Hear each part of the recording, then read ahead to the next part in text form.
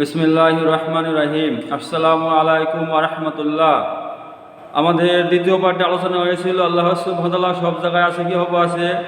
এখন 3 নম্বর পার্টে আমাদের আলোচ্য বিষয় যে আমরা মরে যাব, আমাদেরকে মাটি দিয়ে আসবে, আমরা পচে গলে শেষ হয়ে যাব, তো আল্লাহ সুবহানাহু ওয়া তাআলা সেখান থেকে কী হবে আমাদেরকে চিন্তা করবে।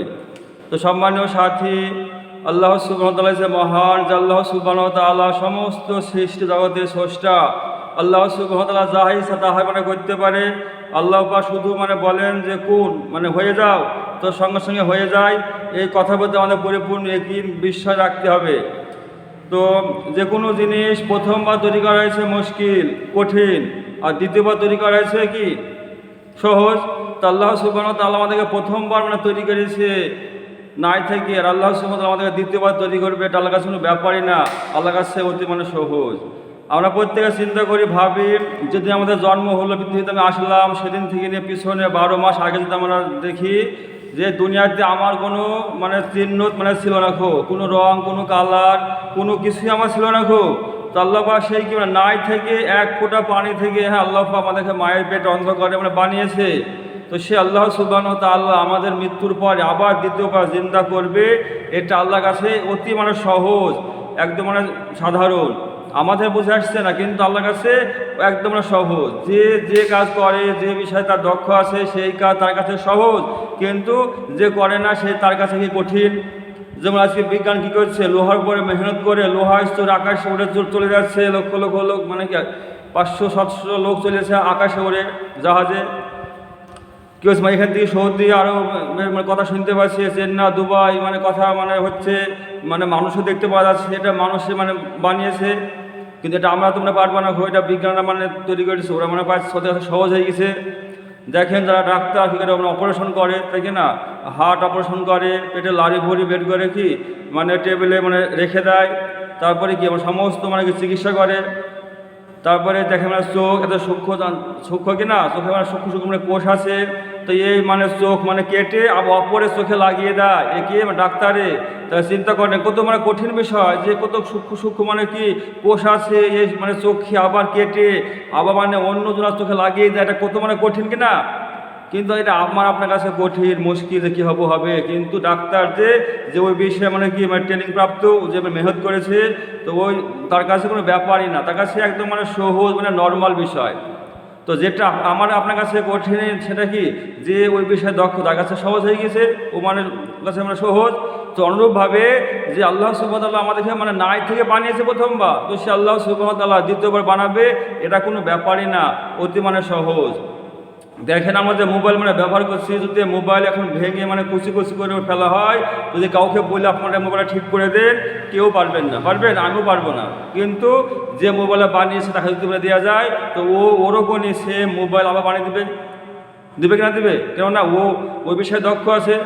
তারপরে একটা প্লাস্টিকের পাত্র বলেন, যদি আমরা ভেঙে যদি কুচি কুচি করি, যদি বলি এটা ঠিক করে দেন, আমাদের কেউ আমরা পারবো না, বলবে কী সম্ভব, এত হবে না, এই কথা বলবো। কিন্তু যে ওই পাত্রটা বানিয়েছে, যদি তাকে দেওয়া যায়, ও অতি সহজে আবার ওরকম সেম পাত্র বানায়া দিবে, ওর কোনো অসুবিধা হবে না, কেননা ওই কাজে দক্ষ। তো অনুরূপভাবে আল্লাহ সুবহানাহু ওয়া তাআলা আমাদেরকে বানিয়েছে প্রথমবার, আমরা ছিলাম না তো আল্লাহ পাক দ্বিতীয়বার বানাবে, এটা আল্লাহর কাছে অতি সহজ, এটা কোনো ব্যাপারই না। আল্লাহ সুবহানাহু ওয়া তাআলা বলছেন সূরা কিয়ামা, কোরআন শরীফের 75 নম্বর সূরা কিয়ামার মধ্যে, যা তোমরা কি মনে করো যে আমি তোমাদেরকে জিন্দা করতে পারবো না, আমি তো তোমাদের আঙুলের অগ্রভাগ পর্যন্ত শনাক্ত করে রাখতে সক্ষম। চিন্তা করে আল্লাহ পাক কোরআন শরীফে সূরা কিয়ামার 3 এবং 4 নম্বর আয়াতে বলছে যে তোমাদের আঙুলের যে অগ্রভাগ, সেটাও আমি আল্লাহ কি শনাক্ত করতে সক্ষম। তো দেখেন যে বিজ্ঞান কি এই ফিঙ্গারপ্রিন্ট খেয়ে তৈরি করেছে, লাখ লাখ লোক পৃথিবীতে আছে, প্রায় 800 কোটি মানুষ।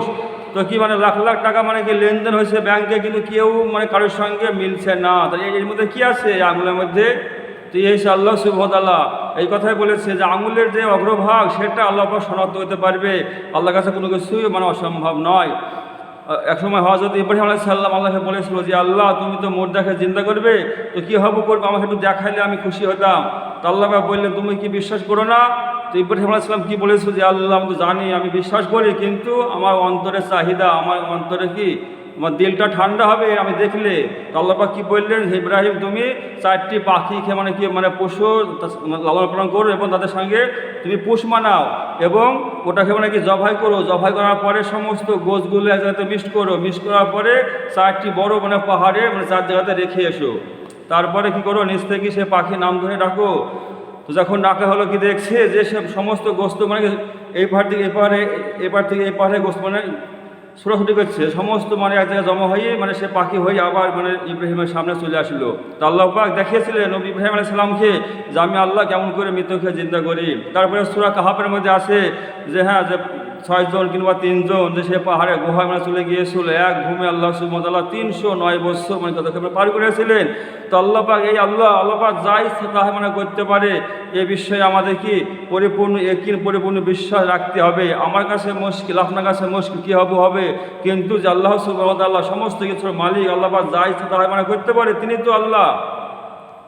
যে পৃথিবী থেকে 13 লক্ষ গুণ বড় সূর্য আল্লাহ পাক মানে বানিয়েছে, বিনা আসবাবে বিনা সামানে আল্লাহ পাক মানে বানিয়েছে। সূর্য থেকে কোটি কোটি গুণ বড় নক্ষত্র আল্লাহ পাক মহাকাশ মানে বানিয়েছে। যে সৌরজগৎ এ সমস্ত কিছু বানানোর মালিক হয়েছে আল্লাহ। তো আমাদের মাথায় খেলবে না যে কী করে কী হবে, কিন্তু যে আল্লাহ সুবহানাহু ওয়া তাআলা মানে দুনিয়া সমস্ত কিছু মানে বানিয়েছে, প্রথমবার আমাকে মানে বানিয়েছে সে আল্লাহ, দ্বিতীয়বার আবার মানে বানাবে, এটা আল্লাহর কাছে কোনো ব্যাপারই না, অতি মানে সহজ। এটা অতি মানে সহজ। আল্লাহ তো সে আল্লাহ যে একটা ডিমের ঠোসের মধ্যে 2 গুণে পানি রাখছে কিনা, সাদা পানি হলুদ পানি, সেখান থেকে আল্লাহ সুবহানাহু ওয়া তাআলা একটা সুন্দর কি মানে মানে মুরগির বাচ্চা মানে বের করছে। সুন্দর সুন্দর ঠোঁট, সুন্দর সুন্দর পালক, সুন্দর সুন্দর নখ, একে বানাচ্ছে। এ সমস্ত কিছু বানানোর মালিক হচ্ছে আল্লাহ। আর সে মুরগিটাকে জবাই করলে কী পাওয়া যাবে? রক্ত, তাই না, কলিজা, মেটি, ফুসফুস, কিডনি, লারি, ভুঁড়ি, চোখে আবার মনি, তাতে সূক্ষ্ম পানি, এত কিছু সৃষ্টি। আল্লাহু আকবার। এ মানে কে বানালো, কী হবে হলো? এ সমস্ত কিছু বানানোর মালিক হচ্ছে আল্লাহ। তো আল্লাহ সুবহানাহু ওয়া তাআলা মানে একটা ডিমে ঠসে মানে পানি থেকে এত কিছু মানে বানাতে পারে, সে আল্লাহ সুবহানাহু ওয়া তাআলা আমাদেরকে পুনরায় জিন্দা করবে। এটা অতি মানে সহজ, অতি মানে নর্মাল ব্যাপার। আমার সঙ্গে এক বিজ্ঞানী ভাই মানে ছিল, উনি ইংল্যান্ডে থাকে, মানে মইনুল ভাই।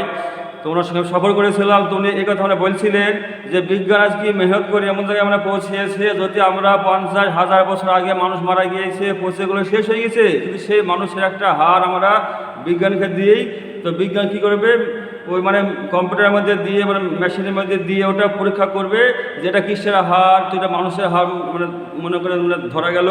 তারপরে এটা মানে কী মানুষ, মানে পুরুষ না মহিলা, মানে তথ্য ওরা মানে দিয়ে দেবে। তারপরে কী রোগে মানে মারা গিয়েছে, কত বছর মানে আয়ু ছিল, এত কিছু তথ্য কিন্তু দিতে পারবে বিজ্ঞান একটা সামান্য হাড় থেকে। তাহলে এর দ্বারা আমরা কী বুঝতে পারছি যে মানুষ মরে গেলে, হ্যাঁ পচে গেলেও সমস্ত অস্তিত্ব শেষ হয়ে যায় না, কিছু না কিছু বাকি থাকে। সেখান থেকে আল্লাহ সুবহানাহু ওয়া তাআলা পুনরায় জিন্দা করবে। যে কোনো জিনিস প্রথমবার তৈরি করা কি মুশকিল, দ্বিতীয়বার তৈরি করা সে সহজ। আর দেখেন বিজ্ঞান যে মোবাইল মানে বানিয়েছে, আমরা যে মোবাইল আমরা ব্যবহার করছি, মোবাইল আমরা কি হাজার হাজার লোক দেখছি কিনা, খেলা হচ্ছে, বয়ান বক্তব্য, জালসা সব কিছু হয়েছে, সমস্ত সিস্টেম ঠিকঠাক চলছে মোবাইলের ভিতরে। আর সুইচটাকে অফ করলে কী হয়েছে, সমস্ত সব মানে অফ হয়ে যাচ্ছে, মানুষ টানুষ সব কেমনি হারিয়ে যাচ্ছে। আবার সুইচ অন করলে কী হয়েছে, আবার মানুষ জিন্দা হচ্ছে, সব মানে কথাবার্তা বলছে, জালসা খেলাধুলা সব কিছু হয়েছে। তো এই সমস্ত কিছু পাচ্ছে মানুষের মাত্র 1% জ্ঞান দিয়ে, এটা মানুষের দ্বারা সম্ভব হয়েছে। তো সে আল্লাহ সুবহানাহু ওয়া তাআলা আমাদেরকে পুনরায় জিন্দা করবে, এটা কোনো মানে ব্যাপারই না, অতি মানে সহজ, অতি মানে নর্মাল। আমার কাছে কঠিন, আপনার কাছে কঠিন, কিন্তু আল্লাহর কাছে ওরা কোনো ব্যাপারই না। যেমন ডাক্তার যে কাজ করে সে কাজ আমার দ্বারা অসম্ভব, আমি করতে পারবো না, আপনাকেও আমরা পারবে না, কিন্তু ডাক্তারের কাছে সহজ। তো অনুরূপভাবে যে যার কাজ সে তার কাজটা সহজ। তো এই যে সৃষ্টি জগৎ এ বানানোর মালিক হয়েছে আল্লাহ। আল্লাহ আছে কি সমস্ত কিছুর মালিক, সমস্ত শক্তি মালিক আল্লাহ সুবহানাহু ওয়া তাআলা। তো আল্লাহর পাকের কাছে এটা কোনো ব্যাপারই না, এটা অতি নর্মাল। আল্লাহ আমাদের অবশ্যই কি দ্বিতীয়বার আবার মানে জিন্দা করবে এবং আমাদের পুরো জিন্দগির হিসাব নেবে। ওই জন্য আমাদের এই কথা প্রতি পরিপূর্ণ ঈমান রাখতে হবে যে আল্লাহ সুবহানাহু ওয়া তাআলা আমাদেরকে কিয়ামতের মাঠে পুনরায় জিন্দা করবে। আল্লাহ পাক কালাম পাকে মানে জানিয়ে দিয়েছেন যে আমি পুরোপুরি হিসাব নেব, একটা সেকেন্ড একটা মুহূর্ত কম বেশি হবে না, সমস্ত কিছুর আমি হিসাব নেব। এই মানুষ মানে জিন্দগির 60-70-80 বছর জিন্দা আল্লাহ দিয়েছে, আল্লাহ দেখতে চায় কি কত নেক আমল করে, উত্তম আমল আল্লাহ দেখতে চায়। আল্লাহ আমাদের এমনি এমনি মানে পাঠায় নিখো, আল্লাহ পাক ছেড়ে দিবে না, আল্লাহ পাক সাইড দেখবে ছেড়ে দেয় না খো, প্রত্যেকটা আমাদেরকে হিসাব নিবে, আল্লাহ হিসাব দিতে হবে। ওই জন্য আমাদেরকে সেই কথাকে সম্মুখে রেখে হ্যাঁ আল্লাহ আমাদেরকে চিন্তা করবে, এর প্রতি পরিপূর্ণ বিশ্বাস একই রেখে আমাদেরকে চলতে হবে, আল্লাহ সন্তুষ্টি নিয়ে বাঁচতে হবে, আল্লাহ সন্তুষ্টি নিয়ে মরতে হবে। মানব জীবনের সবচেয়ে বড় যে কাজ সেটা হচ্ছে আল্লাহকে খুশি করা, যে আমার আল্লাহ কেমন করে আমার প্রতি রাজি হয়ে যায়, এই চিন্তা ফিকির সবসময় আমাদের থাকতে হবে। তো আল্লাহ সুবহানাহু ওয়া তাআলা আমাদের প্রত্যেককে বোঝার তৌফিক দান করুন, আল্লাহুম্মা আমিন। তো এরপরে যে আলোচনা আসছে সেটা হচ্ছে আল্লাহ সুবহানাহু ওয়া তাআলা আমাদের 60, 70, 80 বছরের কীভাবে হিসাব নেবে এই বিষয়ে মানে আলোচনা আসছে। আপনারা ধৈর্য সহকারে শুনতে থাকুন। ওমা আলাইনা ইল্লাল বালাগ।